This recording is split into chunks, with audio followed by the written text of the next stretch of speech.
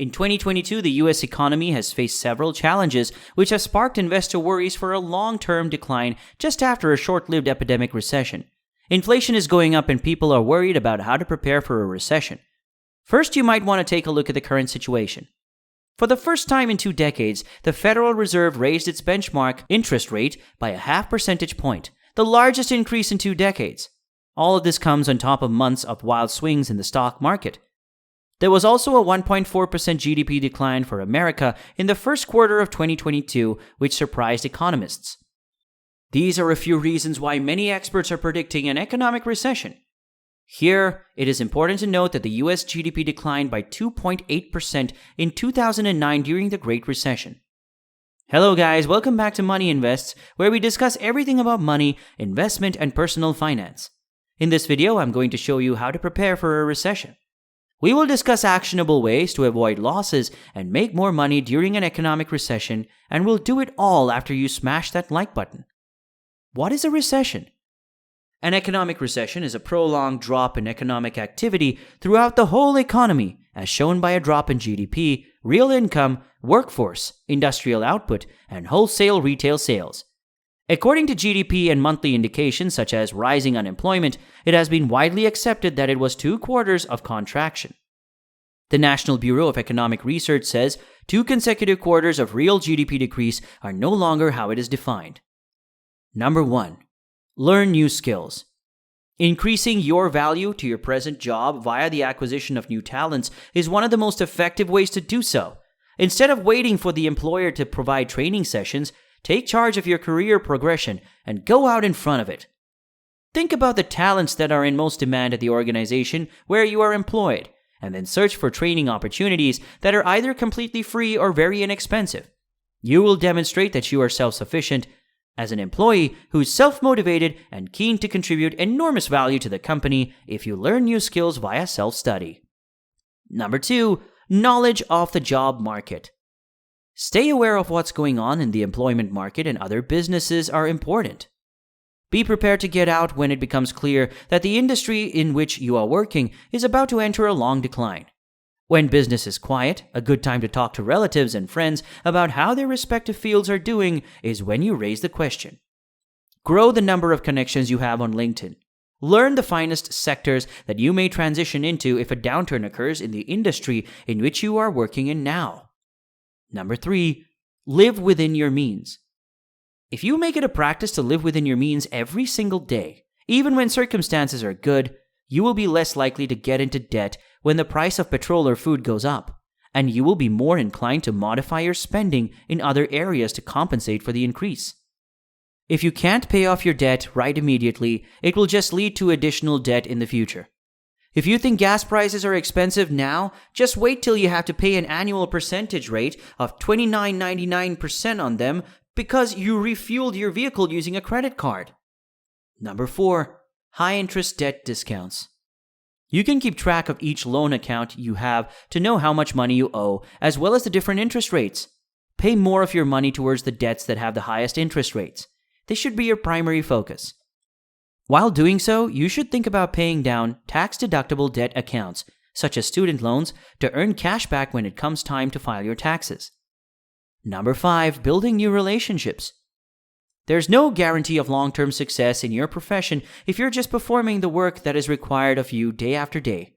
Maintaining a network of contacts, both within and outside of your workplace, is an absolute need. A strong network is built on a foundation of excellent relationships, and those connections will open doors for you in the future. You will become more popular if you are kind, helpful, and easy to deal with. As a result of cultivating friendships in the office, you will become a better team player. Employees with strong ties can have supporters in their camps when layoff begins. And you can start cultivating some as soon as you hit that subscribe button because that will help tremendously. Number 6, invest for the long term. So what if the market drops by 15% and you lose 15% of your investment? Without selling, there's nothing to lose. If you're patient, you'll have lots of chances to sell at a profit over time. You may come to appreciate your decision to purchase while the market is down. It is important to have enough money in low-risk assets to retire on time and allow your stock portfolio to recover before making a final decision about your retirement. Remember that you only need a part of your retirement savings when you're 65. Here, it is important to note that you should also diversify your investments. Keep control over your funds and avoid the temptation to place all of your bets in a single wager. If you want to diversify your portfolio, you have to think about putting some of your money into real estate, stocks, bonds, or even gold or wine. Doing your research before making any investment, you will have to calculate the typical rate of return on that investment. Number 7, LinkedIn profile and resume. Keeping your LinkedIn profile and CV up to date can make it easier for you to get a new job when the time comes. If you're laid off, you'll have an edge if your job search tools are always up to date. You won't have to rush to make changes while you're searching for employment. In the long run, updating your CV may save you a lot of time, since it might be difficult to remember all of your accomplishments and accolades when looking back on your whole career. Whenever anything new comes to light, update this list. Number 8, additional income. You may make money on the side even if you have a terrific full-time career, such as advising or selling antiques on eBay. The lack of job stability in today's economy necessitates the creation of new employment. Even more crucial than diversifying your assets is broadening your revenue sources. In the event of a recession, having a second source of income is always preferable to losing your primary one. Even if your earnings aren't as high as they once were, every little bit counts. As the economy recovers, you may even find yourself having a new company to run. Irrespective of whether or not the company is on the edge of entering a recession, you should give some thought to establishing a project that you are enthusiastic about to bring in some more income.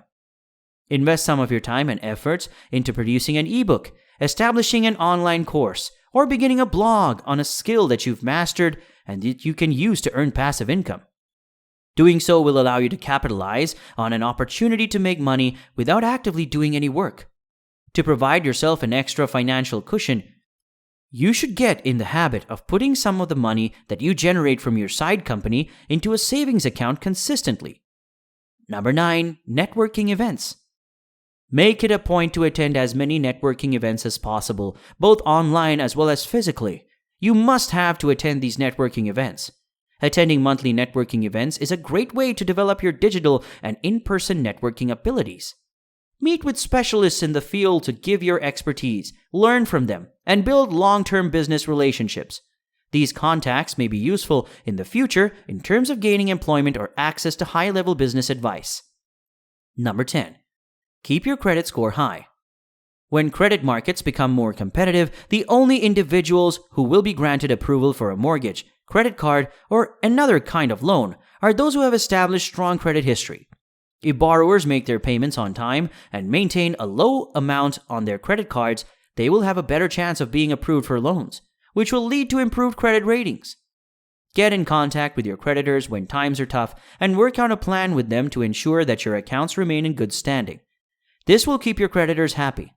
The majority of financial institutions and businesses would rather have you as a customer than write off your record as having delayed payments. Time for a pop quiz. If we hit a recession, how long will recessions last? Share your answer in the comments section.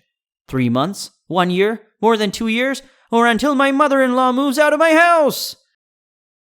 Don't forget to share your answer in the comments section below, and remember, sharing is caring. You know what to do.